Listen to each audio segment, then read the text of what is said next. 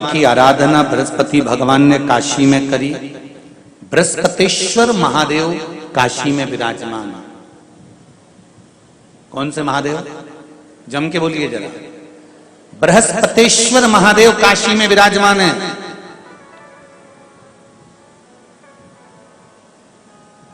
जो अंगूठी में पुखराज नहीं पहन सकते, जिनकी भाग्य रेखा उल्टी चल रही हो, बृहस्पति चमक ही नहीं रहा हो, जिस काम में हाथ डालते हैं वो काम पूरा ही नहीं होता हो, तो एक बार काशी जाना, बृहस्पतिश्वर महादेव का स्पर्श करना, उनका अभिषेक पूजन करना और उनका स्पर्श कर कर एक बेलपत्र ब्राह्मण देवता से मांग कर लेकर आ जाना कि इन बृहस्पतिश्वर महादेव से मुझे एक बेलपत्र दे दो। तुम्हें पुखराज पहना कि नहीं पहना, हीरा रतन माणिक पहना कि नहीं पहना, वो बेलपत्र इतना चमत्कार कर देगी कि जिंदगी में कभी संपदा की कमी आएगी नहीं। अगर बृहस्पति नहीं चमके तो बृहस्पतिश्वर महादेव, जहां पर बैठकर बृहस्पति भगवान ने शंकर भगवान की आराधना करी है, रोज गंगा जल जाना, गंगा जल लेकर आना, शिव जी की आराधना करना, एक शिवलिंग का निर्माण करा, उसकी आराधना में बृहस्पति भगवान डूब गए, उसकी आराधना में बृहस्पति महाराज निरंतर लगे रहे और इतनी आराधना बृहस्पति महाराज ने करी, इतनी आराधना करी बृहस्पति महाराज ने कि शंकर भगवान सामने प्रकट हो गए। मांगो बृहस्पति, तुमको क्या चाहिए? कुछ नहीं, केवल आपका भजन। नाम रख दिया, तुम्हारा नाम बृहस्पति रहेगा। बृहस्पति भगवान का एक नाम बृहस्पति भी रख दिया और तुम साधारण नहीं रहोगे। तुमने मेरी आराधना करी है तो देवताओं के गुरु बनकर विराजमान हो। अब अभी तक 2 भार इंद्र के पास में थे। बहुत ध्यान देकर समझना ये नवग्रह कथा को। 2 भार थे इंद्र के पास। इंद्र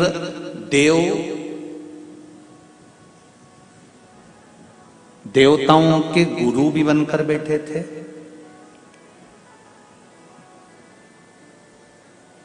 देवगुरु बृहस्पति की जगह पूर्व में इंद्र ही देवगुरु का पद संभाल रहे थे और देवराज का पद भी इंद्र के पास में था।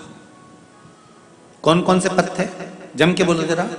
पहला पद देवराज इंद्र का, दूसरा पद देवगुरु, देवगुरु का पद भी इंद्र के पास में था और देवराज का पद भी इंद्र के पास में था। ये 2 पद जब होता है साधारण भाषा में आप ले लीजिए, किसी के पास में अध्यक्ष का पद भी है, किसी के पास में और कहीं का पद भी है, 2-3 पद उसके पास में विराजमान है, तो उसके पास में 2-3 पद अगर विराजमान है तो फिर उससे अगर एक पद ले लिया जाता है तो उसको अहंकार आ जाता है, उसको गुस्सा आ जाता है कि बताओ अभी तक तो मुझे पूछा जा रहा था, अब तुम तो वो पद पे भी जान दो। जैसे तुम किसी कुर्सी पर बैठे हो, कथा सुन रहे हो और इतने में कोई रिश्तेदार बाहेती जी का आ गया और तुम बढ़िया आराम से बैठे थे और बैठे बैठे इतने में बाहेती परिवार से कोई आया और उसने तुमको उठाया, प्लीज थोड़ा सा, और तुम्हें उठाकर दूसरी जगह बिठा दिया और उन्होंने अपने वाले को कुर्सी पर बिठा दिया।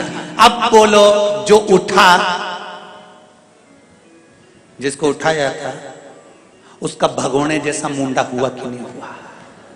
अरे बोलो तो। अपन दूर कथा नहीं जाते, कथा अपने ऊपर लेके चलो कि अपन कैसे समझें इस कथा को। बहुत अगर गहन तत्व की कथा सुनेंगे तो समझ में आएगी नहीं। यहाँ से सुनी, यहाँ से निकाल दी, बच्ची कुची दी, ऊपर से निकल गई और मालूम पड़े थोड़ी देर बाद माताएं कुर्सी पे बैठी बैठी। अब फिर तो अपन तो अपने पर लेकर चलो ना कि जैसे कोई आप कुर्सी पर बैठ गए और इतने में इनके रिश्तेदार कोई आए और आने पर उन्होंने कहा दिया तुम यहाँ से उठो, दूसरी जगह जाके बैठो। इतने में तुमको बुरा लग गया, बुरा लगा, मुंह भगोने जैसा हो गया, गुस्सा आ गया। उसी तरह इंद्र के पास में 2 सत्ता थी, एक देवराज इंद्र थे और दूसरे गुरु का पद भी इंद्र के पास में था। देवताओं के गुरु बनकर इंद्र घूम रहे थे, पर अब उल्टा हो गया। शंकर भगवान ने बृहस्पति महाराज को देवगुरु बना दिया।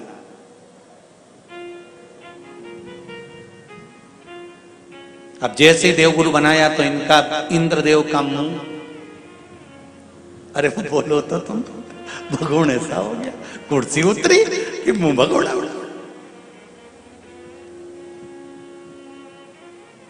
अब इनका मुंह भगोने जैसा हो गया तो गुस्सा तो गुस्सा।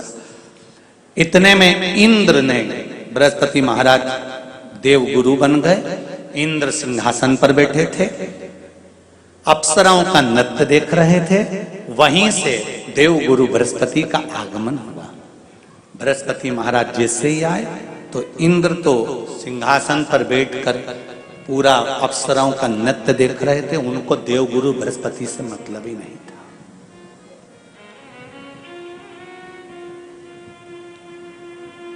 कोई स्थान नहीं, कोई सम्मान नहीं, कोई आदर नहीं,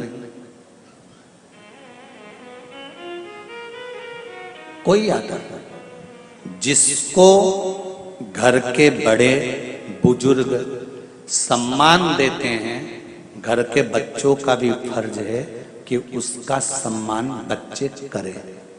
सही है कि गलत है?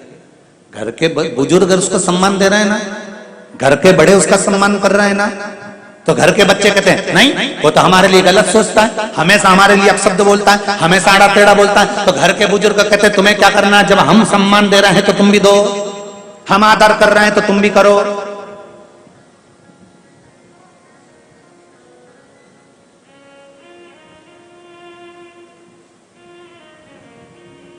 पर नहीं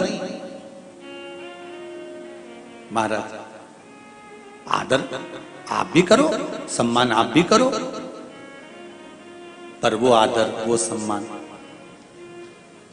बहुत मुश्किल। अब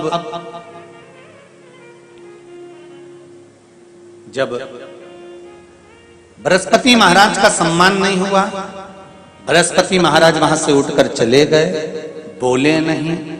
जो समझदार होता है वो तुरंत कह देता है कोई बात नहीं, मैं चले जाता हूं।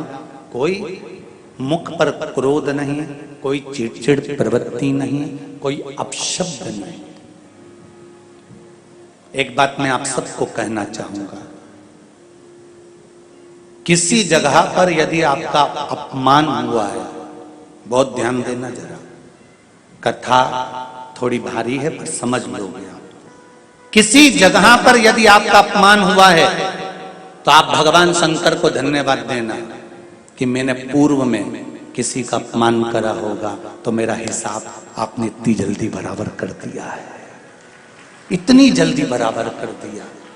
ये थोड़ा सा अपमान मेरा कराया, मेरा हिसाब बराबर हो गया। कोई गाली दे रहा है, देने दो, शंकर भगवान को धन्यवाद देना, बाबा बड़ी कृपा करी, मैंने पूर्व में इसको गालियां दी होंगी, अपशब्द कहा होगा तो इसने मुझे पलटकर गाली दे दी, अपशब्द कह दिया। ये तेरी कृपा है, ये तेरी दया। और जब तक तेरी करुणा, तेरी कृपा, तेरी दया नहीं हो तब तक कुछ हो ही नहीं सकता। तेरी कृपा,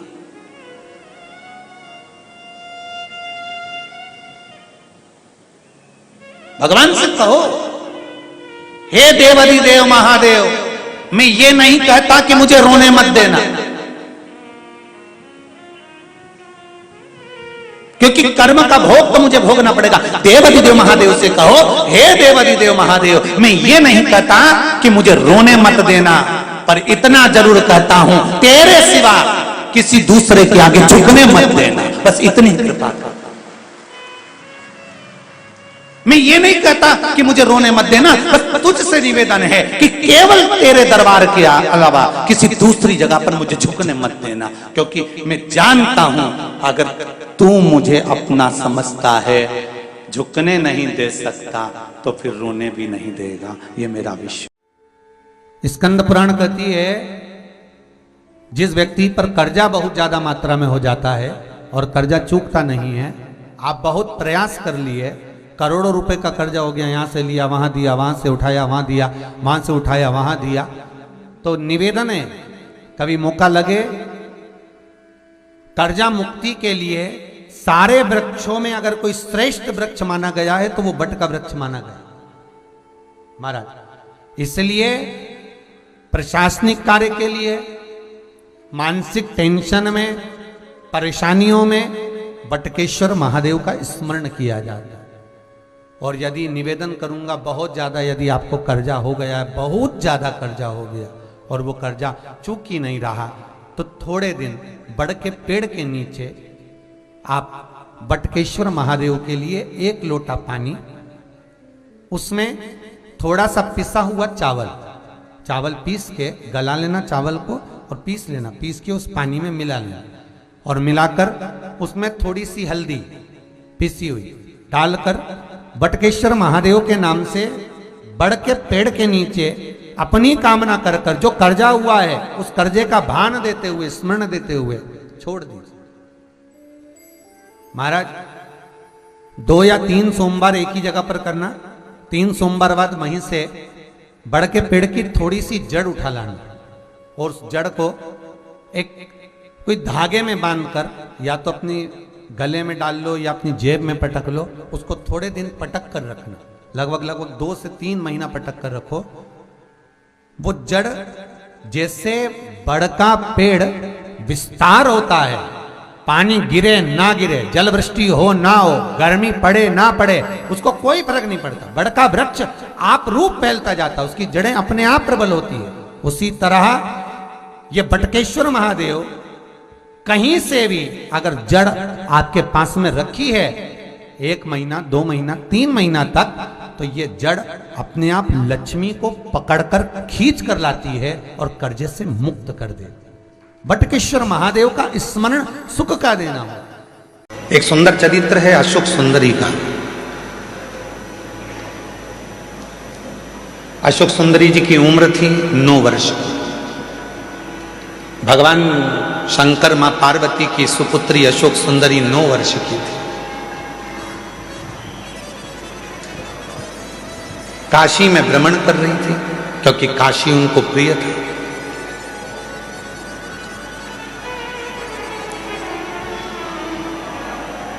अशोक सुंदरी जी को काशी बड़ा प्रिय था। काशी में रह रही थी, काशी में भ्रमण कर रही थी और भ्रमण करते करते काशी की धरा पर अशोक सुंदरी एक दिन बाबा विश्वनाथ जी के पास में पहुंच गई, अपने पिताजी के पास। जब जाकर देखा तो पिताजी तो तप साधना में लीन थे। अशोक सुंदरी ने देखा कि पिताजी तो तप साधना में लीन है, अब मैं किसके पास जाऊं, तो अशोक सुंदरी फिर दौड़ लगाई, अपनी मां को खोजने लगी, माता पार्वती।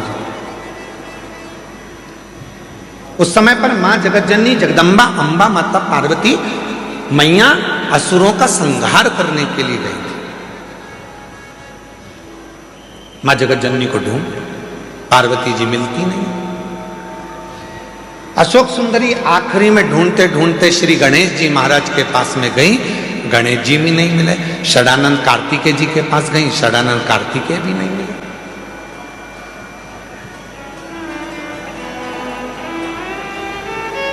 बहुत ढूंढा अशोक सुंदरी जी ने, ना पिताजी मिल रहे हैं, ना मां मिल रही है, ना गणेश जी मिल रहे हैं, ना कार्तिकेय जी मिल रहे हैं। आखिरी में अशोक सुंदरी एक स्थान पर एक वृक्ष के नीचे बैठ गई, मौन होकर। और जो बात हमने आपसे पहले भी कही, आज फिर कहते हैं, जब तुम्हारे मन में अशांति उत्पन्न हो, जब तुम्हारे मन के अंदर बहुत ज्यादा टेंशन हो, अशांति हो, चिंता हो, डिप्रेशन हो, कहीं मत जाओ। एक किसी वृक्ष के नीचे कुछ देर के लिए, ये प्रकृति ने जो हमको वृक्ष दिए हैं, ये हमारे डिप्रेशन को, हमारी अशांति को शांत करने के लिए दिए। किसी वृक्ष के नीचे 10 मिनट के लिए मौन होकर बैठ जाओ और बाबा के ओम नाथ का स्मरण करिए। ओम नाथ का स्मरण।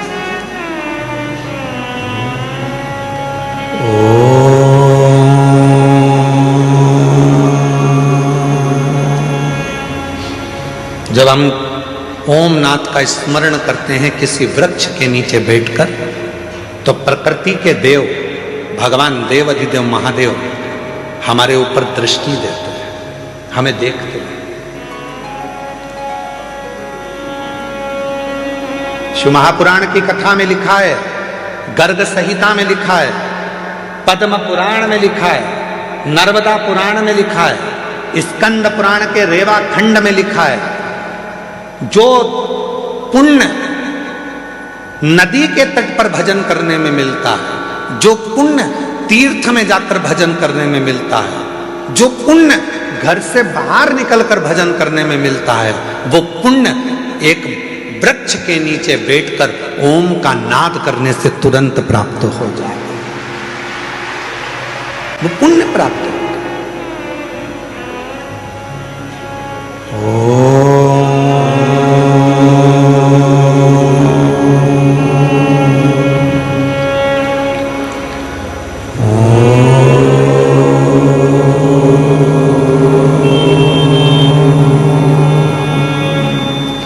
एक नाद शिव से मिलने का। आप भी एक बार उच्चारण करिए, अपने नेत्र को धीरे धीरे बंद कर कर, पीठ को एकदम सीधा कर कर,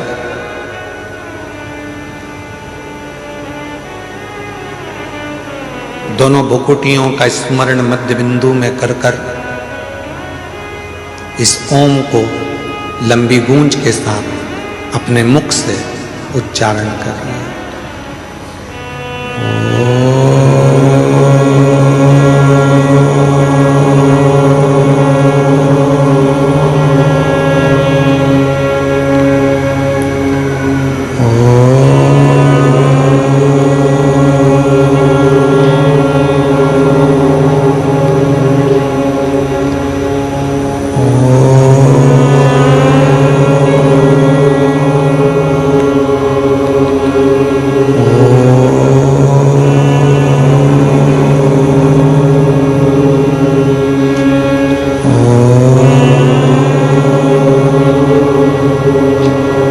धीरे धीरे नेत्रों को खोलिए,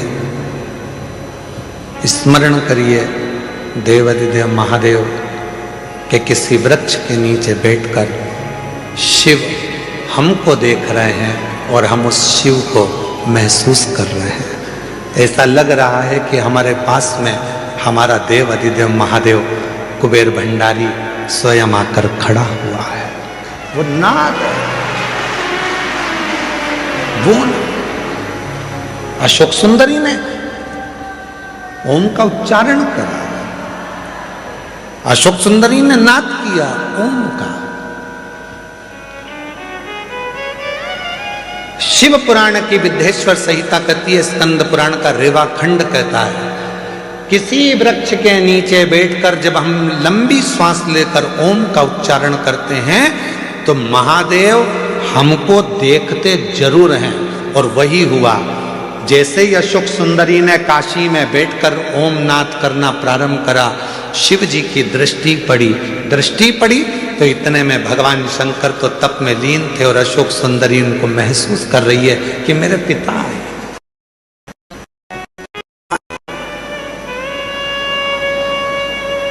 अशोक सुंदरी ने, पिताजी बहुत प्यास लग रही है, पापा बहुत प्यास लग रही है, बाबुल बहुत प्यास लग रही है।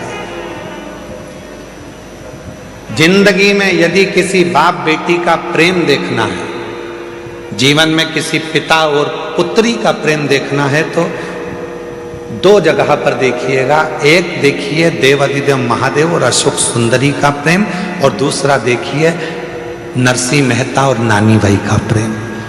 दोनों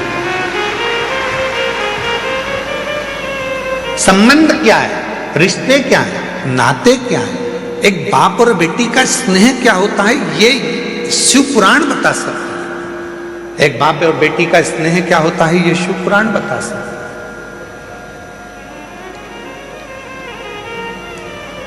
पिताजी मुझे बहुत प्यास लग रही है, बहुत प्यास लग रही है। पिताजी तो तप में लीन थे, कुछ बोले नहीं है, बस प्रकट हो गए, बोले कुछ नहीं, केवल प्रकट में। बहुत तेज प्यास लग रही है पिताजी।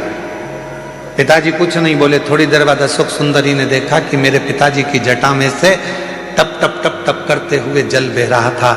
अशोक सुंदरी को लगा कि गंगा मैया सिर पे है तो वो पानी बहा रही है, मैं क्यों ना इस जल को पी लूं। और तुरंत अशोक सुंदरी ने पिताजी के कंधे पर जाकर लिपट गई और लिपट कर अशोक सुंदरी ने अपने मुख को ऊंचा करा और शिव जी की जटा से, भगवान शंकर की जटा से जो बूंद बूंद जल टपक रहा था उसको अशोक सुंदरी ने पीना प्रारंभ कर दिया।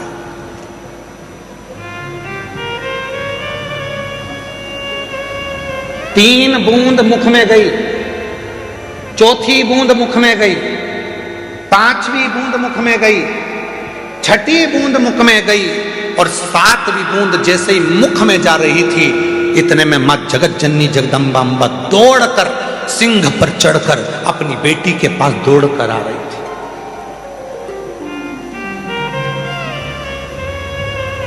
जगत जननी जगदम्बा अम्बा दौड़कर सुंदरी सुंदरी सुंदरी सुंदरी अशोक सुंदरी सुंदरी सुंदरी क्या बोले। शिवजी ने देखा कि पार्वती जी इतनी जल्दीबाजी में कहां से आ गई, तो पार्वती जी को देखकर शंकर भगवान तुरंत पूछा क्या हो गया पार्वती, जो तुम इतनी चिल्लाती चिल्लाती अशोक सुंदरी सुंदरी सुंदरी अशोक सुंदरी सुंदरी सुंदरी अशोक सुंदरी करती हुई आ रही हो, क्या हुआ। अरे वो अशोक सुंदरी तुम्हारे पीछे बैठी है, उसको प्यास लग रही थी, पानी नहीं मिला, तो वो तुम्हारे शीश से जो बूंद बूंद जल टपक रहा है ना उसको पी रही है।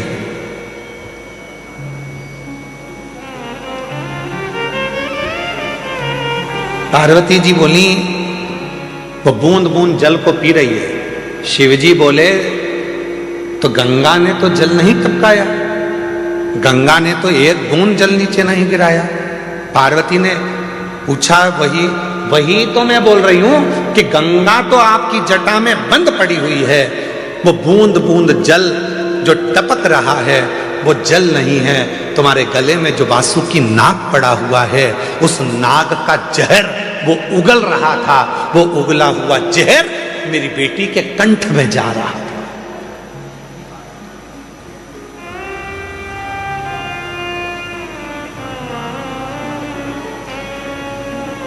वो वासुकी नाग का उगला हुआ जहर मेरी बेटी के कंठ में जा रहा है, इसलिए मैं अपनी बेटी को बचाने आई हूं। शंकर भगवान बहुत तेज मुस्कुराए, हंस दिए। शिवजी ने कहा पार्वती तुम मुझे जान नहीं पाई।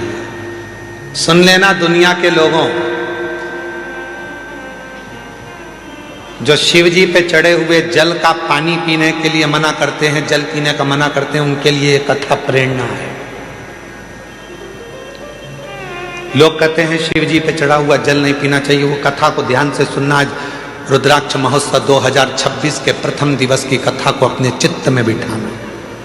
शिवजी हंसे, पार्वती से कहा पार्वती तू मुझे अभी तक समझ नहीं पाई है।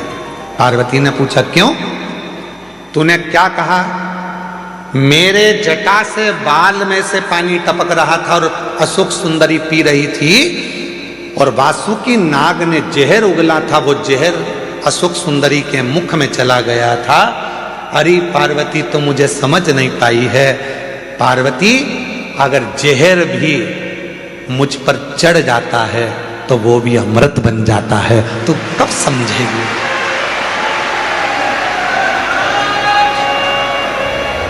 दुनिया के लोग कहते हैं शिव जी पे चढ़ा हुआ जल नहीं पीना चाहिए, उनके लिए यह अशोक सुंदरी और काशी का संवाद कहता है कि शंकर भगवान के जटा में गले पर कालिया विष अपना वासुकी नाग अपना विष उगल रहा था, और वो विष जटा में से टपक रहा था जिनको अशोक सुंदरी ने पी लिया था। पार्वती तू मुझे समझी नहीं है। पार्वती एक बेल पत्र मुझ पर चढ़ती है तो वो औषधि बन जाती है, एक दुर्वा मुझ पर चढ़ती है तो वो औषधि बन जाती है, एक बेर मुझ पर चढ़ता है तो औषधि बन जाती है, एक चावल का दाना मुझ पर चढ़ता है धान्य, वो औषधि बन जाती है। अरे पार्वती जो जल मुझ पर चढ़ता है वो भले कैसा भी हो, वो मेरे ऊपर चढ़कर गंगा जल जैसी औषधि बनकर सुख प्रदान कर देता है, औषधि देता है। अब दुनिया के लोग बोलते हैं कि गुरुजी जल नहीं पीना चाहिए, तो दुनिया के लोग तो ये भी कहते हैं कि जल मत पियो, भले मदिरा पी लो।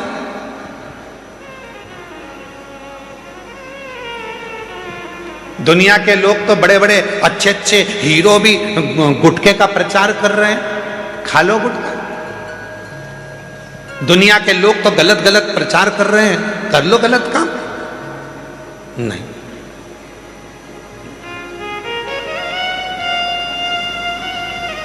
शिव कथा कर रही है, भगवान देवाधिदेव महादेव पर। हम तो यहां तक कहेंगे, डबरा की कथा में कहा था, आज फिर कह रहे हैं, 3 दिवसीय डबरा की कथा में कहा था, यदि तुम्हारे पास में देने के लिए शिव जी के कुछ भी नहीं है, कुछ भी तुम्हारे पास में नहीं है मेरी जीजियों, मेरे जीजाओं, मेरी बेटियों, मेरे बेटाओं, क्योंकि भगवान शंकर प्रकृति के देवता हैं। शिव जी को ना तुम्हारा धन चाहिए, ना वैभव चाहिए, ना दौलत चाहिए, ना तुम्हारी सत्ता चाहिए। शंकर भगवान को देने के लिए कुछ भी नहीं है, तो बस उसको दर्शन कर लो, नेत्रों से निहार लो, उस शिवलिंग का दर्शन करो, वो तुमको सुख देगा, सुख देगा।